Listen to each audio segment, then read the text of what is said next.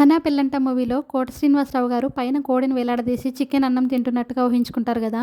ఇక నా పరిస్థితి గూడా అలాగే ఉంది. బ్లాక్ టీ, బ్లాక్ కాఫీ తాగుతూ చిక్కటి పాలతో చేసిన టీ, కాఫీ తాగుతున్నట్లుగా అయితే ఊహించుకొని తాగుతున్నాను. ఎందుకక్కా తిప్పలు చక్కగా పాలతోనే టీ, కాఫీ చేసుకొని తాగొచ్చు గదా అంటారా? ఏం లేదండి, ఈ మధ్యన డైట్ చేద్దాం అనుకున్నాను. హెల్త్ కాన్షియస్ అయిపోయాననమాట నేను బాగా.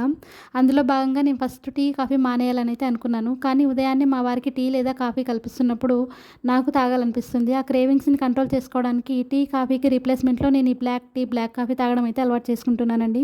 ఇక్కడ నేను బ్లాక్ కాఫీ అయితే ప్రిపేర్ చేసుకున్నాను. 2 గ్లాసుల నీరు మరిగించి, ఆ నీరు బాగా మరిగిన తర్వాత ఒక గ్లాస్‌లో పోసుకొని, అందులో ఒక ప్యాకెట్ బ్రూ పొడి వేసుకొని, చిన్న బెల్లం ముక్క వేసుకొని కలుపుకొని అయితే తాగుతున్నానండి. తేనె వేసుకుంటే చాలా మంచిది. కాకపోతే నా దగ్గర తేనె లేదనమాట. చక్కెర అయితే అస్సలు వాడట్లేదండి. పూర్తిగా అవాయిడ్ చేశాను.